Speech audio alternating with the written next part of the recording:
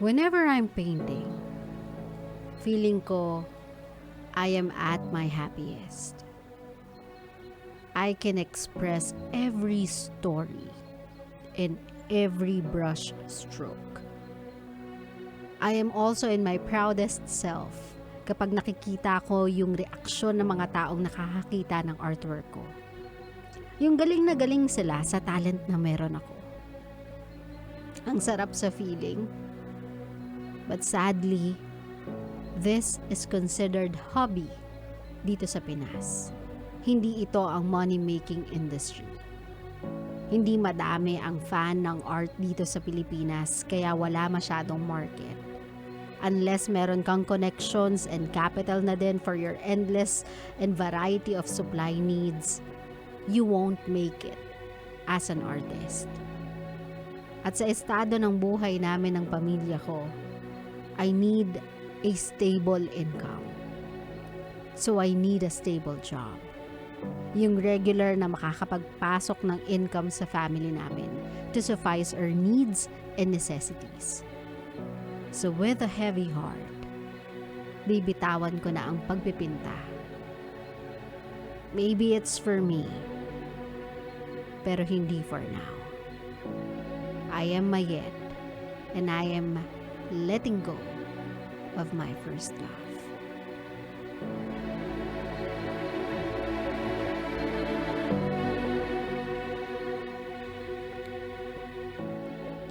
My love, ang buhay natin dito sa mundo, especially dito sa Pilipinas, ay divided into two workloads. The things we need to do and the things we want to do. Sadly, not everything that we want is something that can give us what we need. And not everything that we need to do is necessarily the things we want to do. Kadalasan, magkaiba sila. And the other one won't promise you a future. Won't promise you an abundance in life. No guarantees. So you have to let it go. Kailangan mo siyang pakawalan. Kasi kailangan mo ng stability in life. So meron ka mga bagay na gustong gawin na kailangan mong iisang tabi. Sabihin mo na lang sa sarili mo na maybe one day magagawa ko siya ulit. Maybe one day bibigyan ako ng pagkakataon na balikan siya so that I can do what I want. Pero life is not built on everything that we want. Most of the time, it is survivable when we have everything that we need. So Mayet, siguro yung pagpipinta can wait. It's a talent. It's a skill that's within you. It's not something na kapag tanda mo, hindi mo na kayang gawin. I am sure you can still create beautiful artwork, art pieces kapag tumanda ka. But for now, iayos muna natin yung sarili natin. Ilagay muna natin siya sa stable na estado. Ilagay muna natin sa comfort level yung mga sarili natin para ma-afford na natin gawin yung mga bagay na gusto nating gawin without even a care if it's taking in as much as what we need in a day or not. Aabot din tayo doon. We just have to be patient in life. Yun naman yun kasi kabisyo eh. I mean, before mo ma-reach yung comfortability level sa buhay, yung level na komportable ka ng gumagalaw, na hindi ka natatakot saan kamay ng Diyos mo kukunin yung pang next month mong gastusin, na kapag may nangailangan sa pamilya mo, yung arat na arat ka, tarantang-taranta ka kung saan ka hahagilap ng pera. Aabot ka din naman dun eh, but you have to sacrifice things in life in order to get there. Unless pinanganak ka talaga with a silver spoon in your mouth, you have to grind. Grind na walang humpay.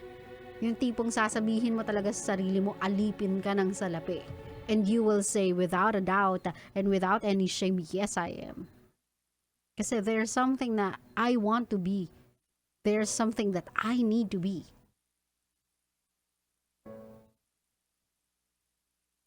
And that is on a level na komportable ako sa buhay, that I can do what I want.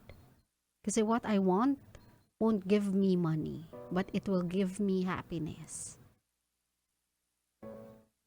So my love, for now,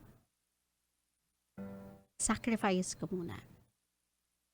You don't have to completely give up on it. Like what you said, kailangan mo lang siyang iset aside.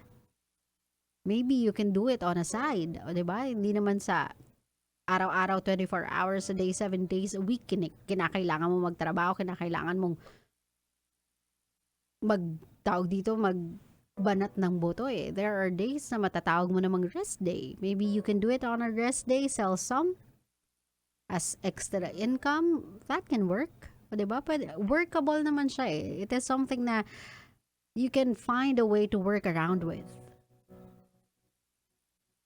Pero yun yung sad truth in life, lalong-lalo na dito sa Pilas. Na kung gusto mong mamuhay ng komportable, sometimes you just have to give up on something that you love doing.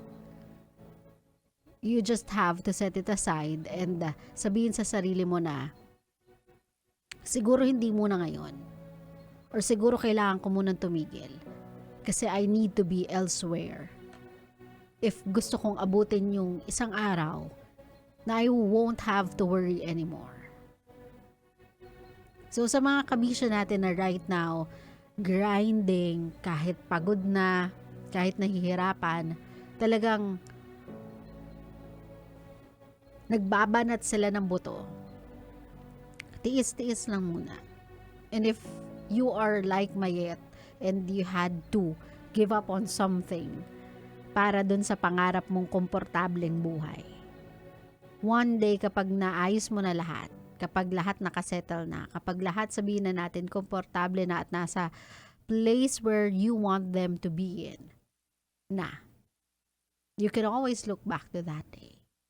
You can always look back to that moment or that thing na gusto mong gawin. It will never be too late, my love. Feeling ko, itong panahon na to is just not the time for you.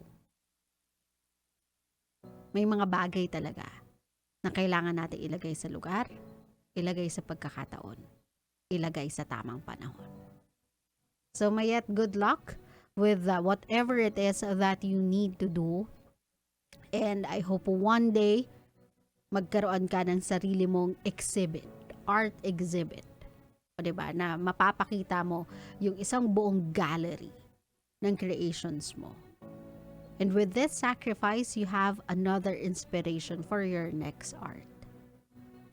An art that everyone will appreciate kasi it's a journey, it's a story of a person who never gave up until makabalik siya dun sa passion niya, which is painting. That's a wonderful story of an artist.